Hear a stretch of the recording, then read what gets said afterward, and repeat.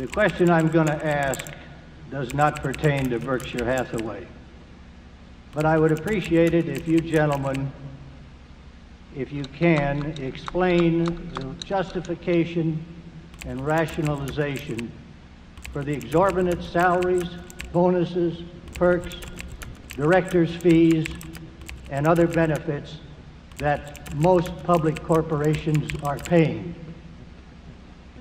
I would say this, in my own view, the most exorbitant are not necessarily the biggest numbers.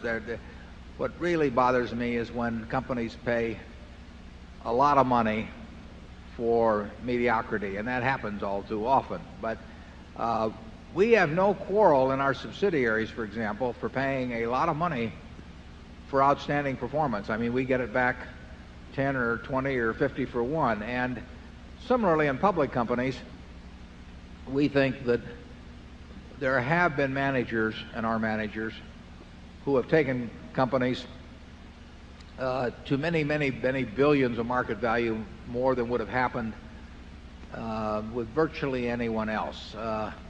And they sometimes take a lot of money for that. Sometimes, as in the case of Tom Murphy at Capsides, it just didn't make a difference to him. I mean, he performed in a way that would have justified huge sums, but it wasn't. I mean, he would tell you that he had all the money he needed, and he just didn't care to take what the market might bear.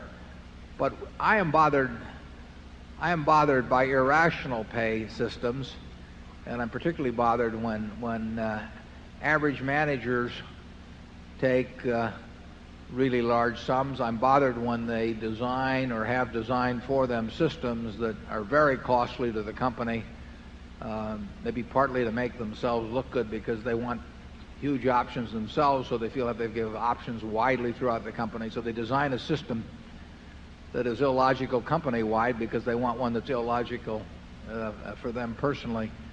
But large sums per se don't bother me. I'm not saying, whether any individual might want to take them or not, but I do not mind paying a lot of money for performance. It's done in athletics, it's done in entertainment, but in business, the people who are the 200 hitters and the people who would not attract a crowd as an entertainer have worked it out so that, I mean, the system has evolved in such a way that many of them take huge sums, and I think that's obscene, but I can tell you there isn't much you can do about it.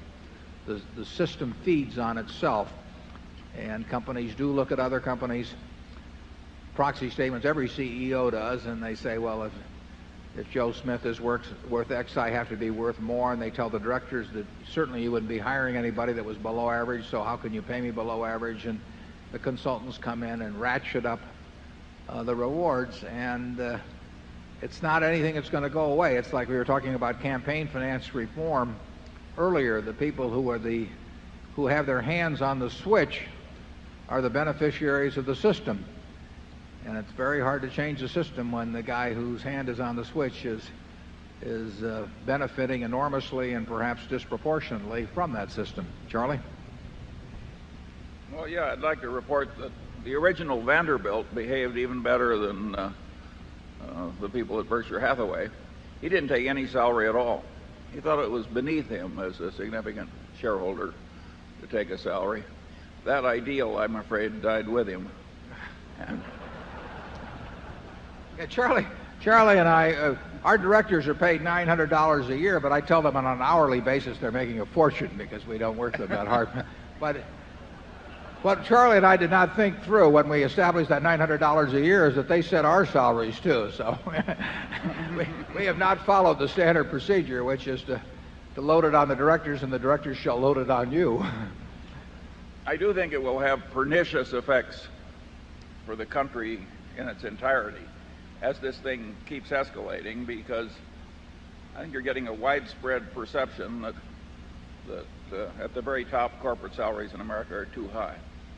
And that is not a good thing for a civilization when the leaders are regarded as not dealing fairly with the institutions that they head. If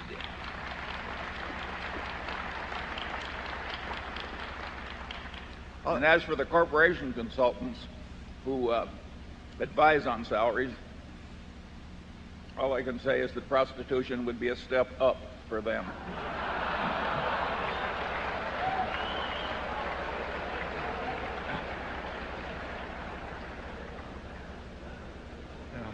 Put him down as undecided.